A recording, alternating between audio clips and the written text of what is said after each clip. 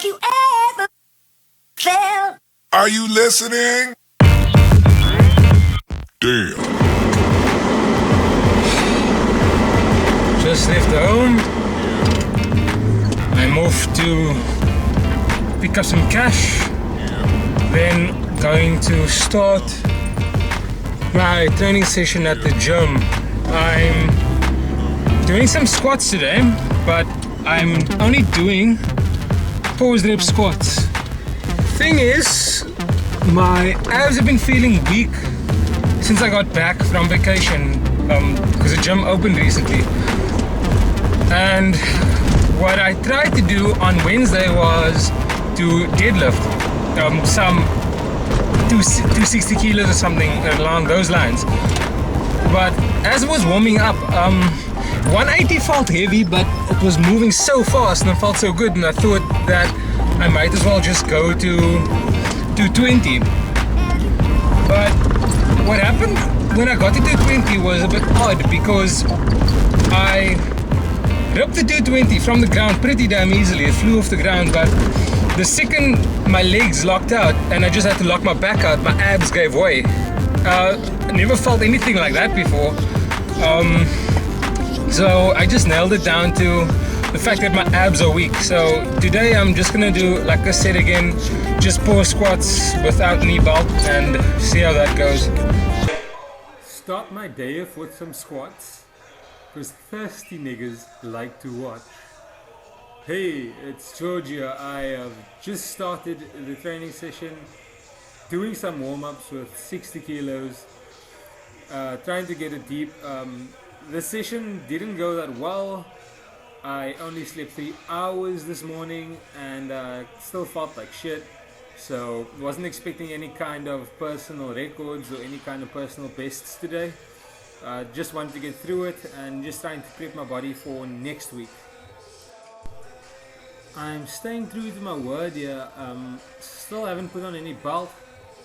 Not aiming for anything too heavy, just trying to feel through the movements, trying to lock down the abs and trying to get more control. This is the second warm-up with 100 kilos.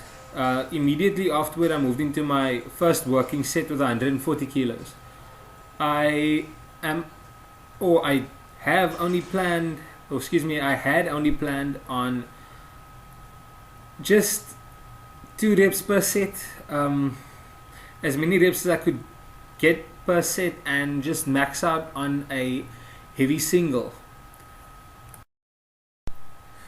I'm not gonna lie, I was feeling like a bit of a chump, so before I came in I had 2 Dragon energy drinks.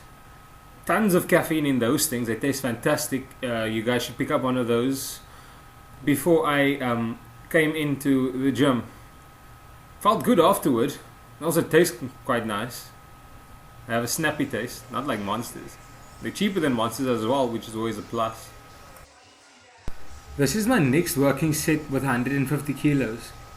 Unlike the previous set, I could not hold the pause for as long, but what I had tried to do was to get very deep and just stay as tight as I possibly could during the rep. The nice thing about the pause squat is that it kind of teaches the body to maintain tightness even when there's no movement or contraction in the muscle, dynamic contraction, not static. So it kind of teaches your body to maintain a static contraction for very long under huge amounts of pressure.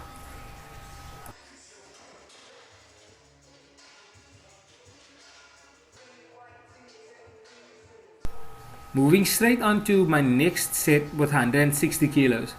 At this point I was really starting to feel fatigued. My mind was starting to go. I was really starting to feel the effects of not having a good night's sleep. So I only cracked out 1 rep over here.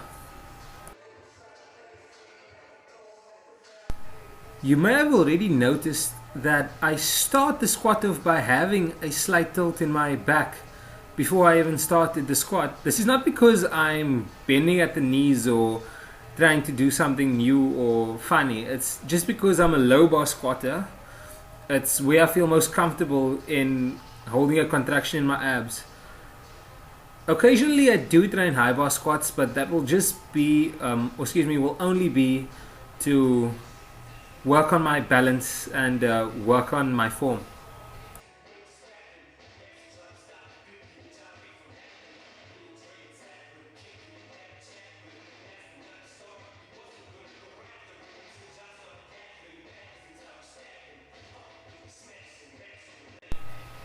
Here is my second last set with 170 kilos.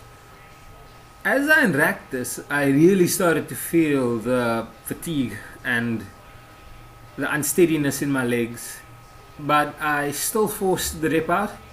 Had to take some more time than usual to find depth and keep it.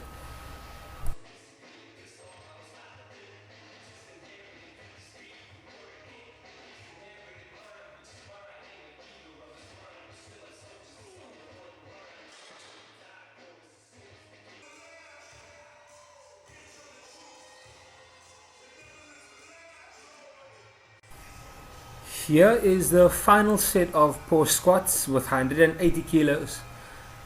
Just took some time here to psych myself up to get ready for it, and unracked it with no issues. Felt a bit of fatigue in the core, but managed to find depth. Took a while to get down, held it for a second, and then just grinded it out to the top.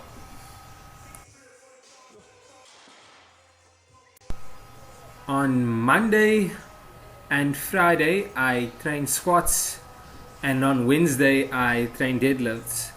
However, on the days that I train squats and deadlifts, I'll always follow them up with some back accessory work. This will always mean that I will do some lat pull downs on the pull down machine, and I will immediately follow that with bent over barbell rows, and then some rear delt rows, and perhaps a few lat pull overs with a cable machine. The reason I do this is to build a bit of mass on my back, so that on the days that I am training chest, I don't have to worry about training the posterior. So I leave these training days for back days, so that I have more time on the days that I'm training my chest and my shoulders and arms.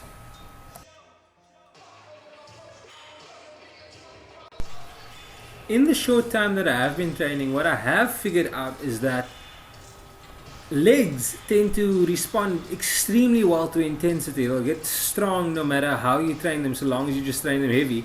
Whereas your upper body requires some volume to train. I only figured this out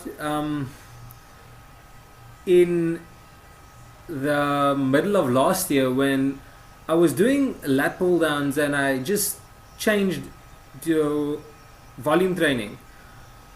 I started getting strong very quickly. The weight I was using went up very quickly. I wasn't jerking on the bar anymore. I was just pulling, controlling and moving the weight with my lats alone. Right now I am doing the lat pull down machine using 97.5 kilos for about 3 sets of 12 to 15 reps.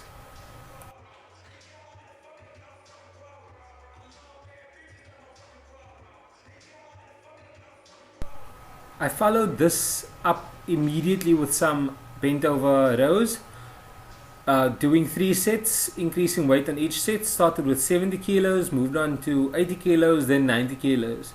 Again, not using any belt, just trying to stabilize with my core. For all my pulling type movements, I also started using a thumbless grip.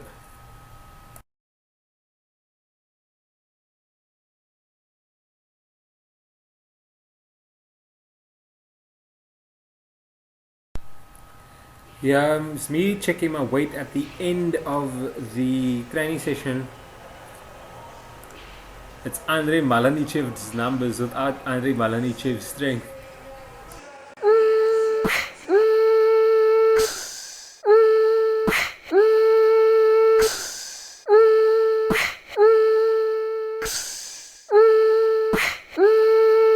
Okay, so yeah, so we are recording. This video is obviously just to check the top speed of George Hilton Gabriel's, the guy in pink. You're pointing into the sun. Yeah, we are pointing into the sun. Okay, so we're doing 0. George is also doing 0. We're gonna check his top speed. He claims he can run at 20 kilometers an hour. We're gonna verify that. So George can like start running. Okay. That is not his top speed. Go at 20.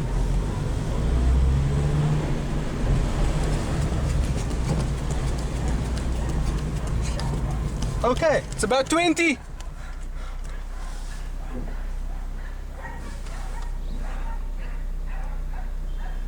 It's about 20. He's like a running 20. Jared in the Corsa light. He was obviously doing more than 20. No power steering. He was doing more than 20. Yeah. He's doing about 30. And it's Darren Lewin like watching us. Should have point the camera his way. Yeah. It's George out of breath. Jared struggling with the power steering. 3-point turn. Of course, yeah.